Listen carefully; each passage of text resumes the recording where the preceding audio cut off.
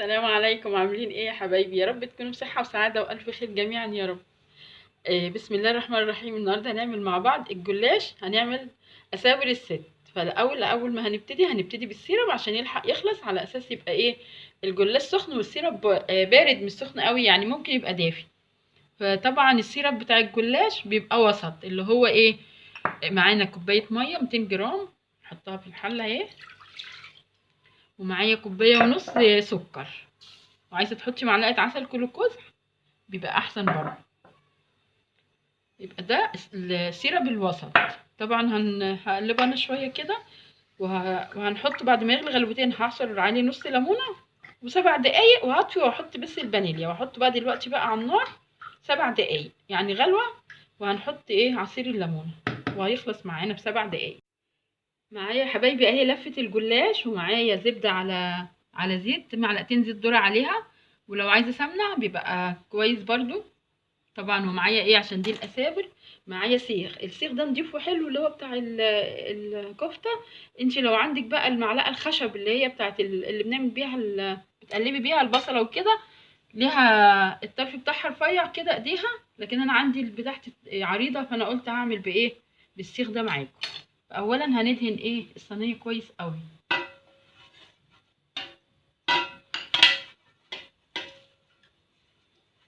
زي ما انا قلت لكم كده يا حبايبي، الجلاش بيحب السيرب الوسط.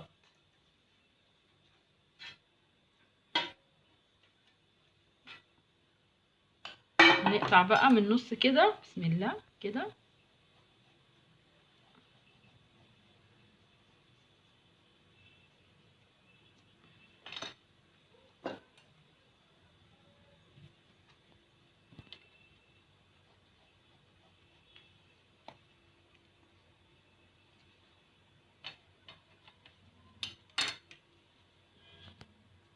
احنا قطعنا بقى لفة الجلاش على نصين، ناخد ورقة ورقة كده اهو،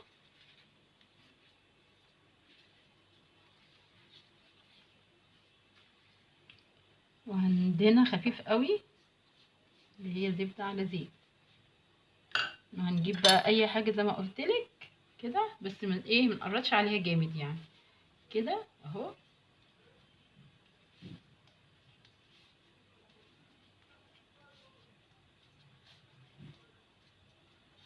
لغاية الاخر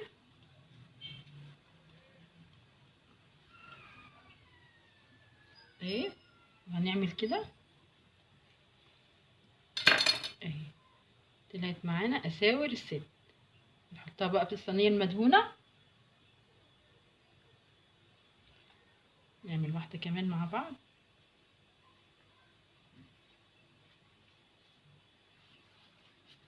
ممكن تسيبيها زي ما هي كده لو انت عايزة يعني، تسيبيها زي ما هي بطولها كده، بتبقى شكلها جميل برضه، بس احنا بنقول منا اساور الست يعني، فبنعملها ايه، اللي هي الاساور.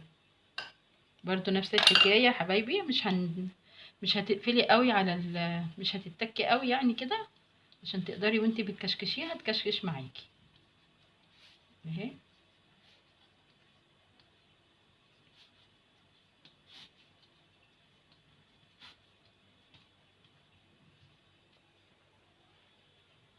بنكشكشها كده يا حبايبي اهي كده، طلعت معانا.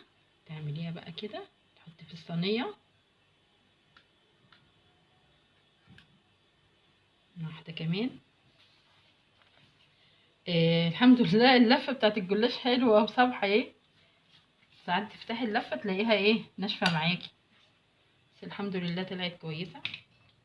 برضو نفس الحكاية.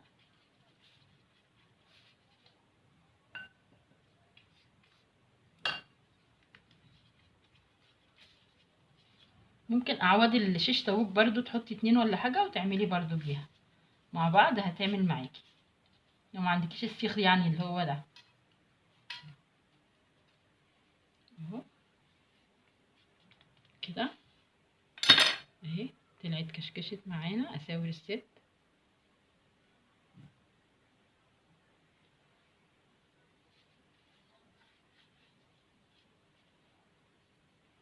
احنا بقى لما بنخلص الصينية بنروح دهنين وش كل وحدات الجلاش دي بندهنها قبل ما ندخلها الفرن. يعني احنا خلصنا الصينيه اهو، بندهن بقى وشهم كلهم بسيط برضه وندخلها الفرن بقى. طبعا انا مولعه الفرن دلوقتي، والسيرب قرب يخلص لان بياخد 7 دقايق يا حبايبي بس.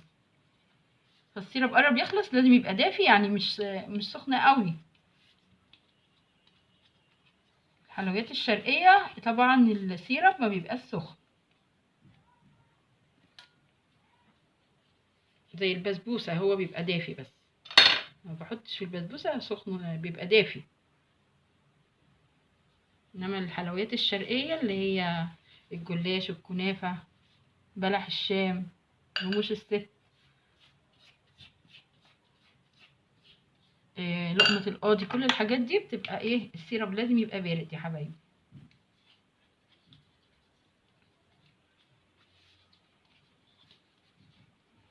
طريقتها سهله وبيبقى شكلها حلو، تغيير في الجلاش.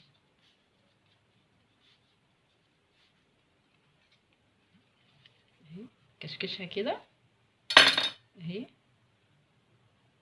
وبنرص في الصينيه.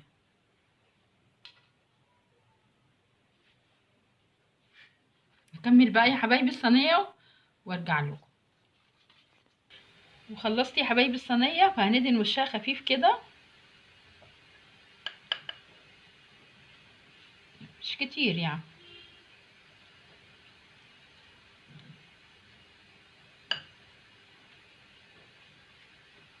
عايزه اقول لك بقى لما تلاقي الاطراف خدت لون ذهبي، هتفتحي الشوايه دقايق وتلاحظيها، لان على طول الجلاش بيلسع من الشوايه. يعني انت هتلاقي خدت لون ذهبي، هتفتحي الشوايه يعني مفيش كام دقيقه وهتبصي عليها تاخد لون ذهبي كلها، وهنخرجها عشان نحط لها السيرب. وخلص معايا يا حبايبي، خد لون ذهبي من تحت وبعدين حطيته تحت الشوايه دقايق بس. لازم تلاحظيه عشان يبقى نفس اللون، او نفس اللون اللي تحت هو اللي فوق. تلاحظيه على ان الشوايه بتبقى ايه، حاميه شويه. وعايزه اوريكي السيرب. شايفه السيرب ولا سكر ولا حاجه ازاي اهو.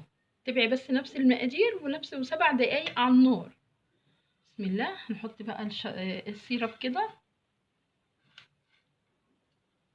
فاض منك سيرب هتحطيه في اي حاجه عندك، ازاز كده في التلاجة ناشفه، وبيقعد ما بيجرالوش حاجه. انا على طول عاملاه رمضان غير رمضان، بحطه في التلاجة في باب التلاجة بيقعد معايا.